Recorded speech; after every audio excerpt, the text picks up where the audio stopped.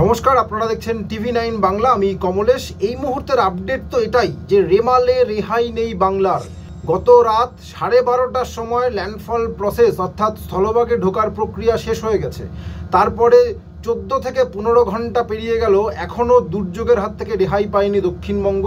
দফায় দফায় ঝেঁপে বৃষ্টি হচ্ছে এবং মাঝে মধ্যেই দমকা বাতাস বইছে। পরিস্থিতি গতকালের মতোই বা গতকালের থেকেও কোনো কোনো জায়গায় বেশ খারাপ। কেন এই অবস্থা হলো, কবে এই দুর্যোগ থেকে মুক্তি, শুরুতে একটু সুখবর দিয়ে নিই, তারপর বাকি ডিটেলে যাব। আগামীকাল থেকে দক্ষিণবঙ্গে কোনো সতর্কতা নেই। আশা করা যায় কাল থেকে দক্ষিণবঙ্গে আবহাওয়ার উন্নতি হবে, তবে কাল উত্তরবঙ্গে বিশেষ করে পাহাড় ডুয়ার্সের জেলাগুলোতে ভারী থেকে অতি ভারী বৃষ্টির কমলা এবং হলুদ সতর্কতা রয়েছে। পরের দিনও কিছু জেলায় উত্তরবঙ্গে বৃষ্টি হতে পারে। আজকের কথা বলি, আজ দক্ষিণবঙ্গ এবং উত্তরের জেলাগুলোতে দফায় দফায় বৃষ্টিপাত, ভারী থেকে অতি ভারী বৃষ্টিপাত চলবে এবং সঙ্গে দমকা বাতাস। এই দুর্যোগপূর্ণ আবহাওয়ার থেকে আজ সারাদিনে খুব একটা নিষ্কৃতি পাওয়ার সম্ভাবনা নেই। কেন নেই বলতেই পারেন, 14 থেকে 15 ঘন্টা হয়ে গেল ল্যান্ডফলের, তারপরেও দুর্যোগ থেকে নিষ্কৃতি কেন মিলছে না। কয়েকটা বিষয় একটু বোঝার চেষ্টা করেছি, আপনাদের সঙ্গে শেয়ার করি। তার কারণ, ঘূর্ণিঝড় রেমালের গতি একটা সিস্টেমের, সেই সিস্টেমটা এই যে এভাবে এগিয়ে যাচ্ছে, তার যে নিজস্ব গতি সেটা খুব স্লো, বলা যেতে পারে গজগমনে এগোচ্ছে ঘূর্ণিঝড় রেমাল। এবং এত স্লো তার গতি, যেহেতু বঙ্গোপসাগর থেকে বাংলাদেশের ভেতরে অনেকটা ভেতরে ঢুকে যায়নি, এখনও উপকূলের কাছাকাছি রয়েছে। যেমন কলকাতা থেকে দূরত্ব বড়জোর 100-110 কিলোমিটার, ক্যানিং থেকে দূরত্ব বড়জোর 100-110 কিলোমিটার, মোটামুটি ওই উপকূল থেকে 100 থেকে 150 কিলোমিটারের মধ্যেই পুরো সিস্টেমটা এই মুহূর্তে রয়েছে। যার ফলে সাধারণত কি হয়, সাধারণত ঘূর্ণিঝড় স্থলভাগের ভেতরে যত ঢুকে যাবে, সাগর থেকে তার দূরত্ব যত বাড়বে, তত জলীয় বাষ্পের যোগান কমে যাবে এবং ঘূর্ণিঝড় দ্রুত শক্তিক্ষয় করবে।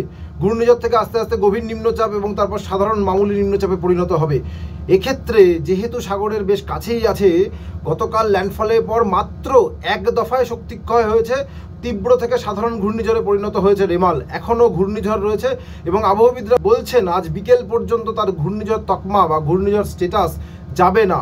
সেই কারণেই, যেহেতু বাংলার খুব কাছেই এখনও ঘূর্ণিঝড় রয়েছে এবং তার ঘূর্ণিঝড় স্ট্যাটাস বজায় থাকছে, ফলে সাগর থেকে এখনও সে জলীয় বাষ্প টেনে যাচ্ছে এবং নানা জায়গায় মেঘ তৈরি হচ্ছে। এখন যে পাশে উপগ্রহ চিত্র আপনাদের দেখাচ্ছি, দেখুন পাশে বঙ্গোপসাগর জুড়ে মেঘ রয়েছে। এই মেঘ ক্রমশ বাংলা এবং বাংলাদেশের ভেতরে ঢুকে আসছে এবং যেখানে যেখানে মেঘ যাচ্ছে সেখানে সেখানে প্রবল বৃষ্টি এবং দমকা বাতাস থাকছে। আমপানের সঙ্গে একটা তুলনা টানি, আমপান যখন স্থলভাগে ল্যান্ডফল হয়ে যায়, তারপরে আমপান দ্রুত গতিতে বাংলাদেশের ভেতরে সরে গিয়েছিল, ফলে আমপান হয়ে যাওয়ার পরের দিন কিন্তু ওয়েদার অনেক ভালো হয়ে গিয়েছিল। কত গতি ছিল আমপানের ক্ষেত্রে, যেটা দেখা যাচ্ছে ঘন্টায় 28 থেকে 30 কিলোমিটার গতিবেগে আমপান দক্ষিণ 24 পরগনা উত্তর 24 পরগনা হয়ে বাংলাদেশের দিকে সরে যায়, ফলে আমরা পরের দিন ভালো ওয়েদার পেয়েছিলাম। কিন্তু এক্ষেত্রে কি হলো, এক্ষেত্রে প্রথম দিকে ল্যান্ডফলের পর প্রথমে 1 ঘন্টায় মোটামুটি 11 কিলোমিটার বেগে এগোচ্ছিল রেমাল, পরে সেটা একটু বাড়লো, 15 কিলোমিটার প্রতি ঘন্টা গতিবেগে রেমাল এগোচ্ছে। কিন্তু শেষ যে আপডেট আমরা পেলাম, পরে গতি আরও কমে গেছে, এখন 8 কিলোমিটার প্রতি ঘন্টা গতিবেগে রেমাল এগোচ্ছে। দেখুন, একটা উদাহরণ দিলে আরও ভালো করে বুঝতে পারবেন যে যেটা কেন বলছি, যে ঘূর্ণিঝড় দ্রুত সরে গেলে তার স্থায়িত্ব অবশ্যই কম হয়, কিন্তু এক্ষেত্রে যেহেতু ঘূর্ণিঝড় গজগমনে রয়েছে, প্রায় একই জায়গায় থাকছে, ফলে দুর্যোগের স্থায়িত্ব অনেক বেশি হচ্ছে। এখানে একটা এক্সাম্পল দিতে হবে, 1999 সালের উড়িষ্যার সুপার সাইক্লোন, যেদিনকে ঘূর্ণিঝড়টা আছড়ে পড়লো পারাদ্বীপ উপকূলে, সেদিন থেকে পরবর্তী 30 ঘন্টা পর্যন্ত প্রায় একই জায়গায় দাঁড়িয়েছিল সেই সুপার সাইক্লোন এবং তার ফলে উড়িষ্যার ওই পারাদ্বীপ এবং লাগোয়া সমস্ত জায়গায় অনেক দিন ধরে, মানে প্রায় 2 দিন ধরে একটা তাণ্ডব চলে এবং তার পরিণতি প্রায় 10,000 মানুষের মৃত্যু হয়েছিল সুপার সাইক্লোনে। এক্ষেত্রে একই জায়গায় নেই, একটু একটু করে এগোচ্ছে, কিন্তু একটু একটু এই যে গজগমন, তার জন্যই আমাদের ওই দুর্যোগ থেকে নিষ্কৃতিটা মিলছে না। এখন তো সবার মনে এই প্রশ্নটাই উঠছে যে ঘূর্ণিঝড়টা এত আস্তে আস্তে এগোচ্ছে কেন। দেখুন, এটা আবহবিজ্ঞানের বেশ জটিল একটা অঙ্ক। আমি সহজ করে যেটুকু বুঝেছি সেটাই আপনাদের সঙ্গে শেয়ার করছি। আমি ফোন করেছিলাম মৌসুম ভবনের ডিরেক্টর জেনারেল মৃত্যুঞ্জয় মহাপাত্র, যাকে সাইক্লোন ম্যান বলা হয়। উনি যেভাবে বুঝিয়ে দিলেন, আসলে ঘূর্ণিঝড় বা নিম্নচাপ এই ধরনের সিস্টেমের গতিপথ ঠিক করে দেয় বায়ুমণ্ডলের উপরস্তরের যে বায়ুপ্রবাহ, সেটাই বলা যেতে পারে ওই ওপরওয়ালার হাতেই সবটা।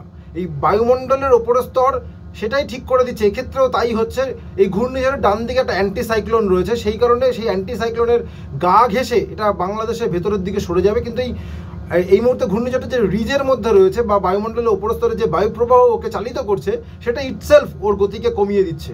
আশা করা যাচ্ছে পরবর্তীকালে বিকেলের পর এই ঘূর্ণিঝড় দ্রুত শক্তিক্ষয় করা শুরু করবে, একটু সামনের দিকে এগিয়ে যাবে। ফলে আমাদের এখানে বিশেষ করে দক্ষিণবঙ্গ এবং উপকূলীয় বাংলায় যে দুর্যোগ চলছে সেটা একটু রাতের দিকে আস্তে আস্তে কমে আসবে। কাল থেকে যেহেতু বললাম কোনো সতর্কতা দক্ষিণবঙ্গে নেই, বিক্ষিপ্ত বৃষ্টি একটু হতে পারে, কিন্তু উত্তরবঙ্গে আশঙ্কা রয়েছে। উত্তরবঙ্গে স্থানীয় বাসিন্দারা যেমন রয়েছেন, একই সঙ্গে গরমের ছুটি চলছে স্কুলে। দক্ষিণবঙ্গ এবং উত্তরবঙ্গের বিভিন্ন জায়গা থেকে মানুষজন পাহাড় ডুয়ার্সে বেড়াতে গিয়েছেন।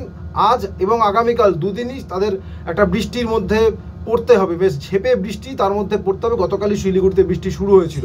এইটাই মোটামুটি রেমালের আপডেট। এটাই বলার চেষ্টা করলাম যে রেমালের হাত থেকে আমরা এখনও কেন রেহাই পাচ্ছি না। সবার মনে যে প্রশ্নটা ছিল সেই প্রশ্নটার উত্তর দেওয়ার চেষ্টা করলাম।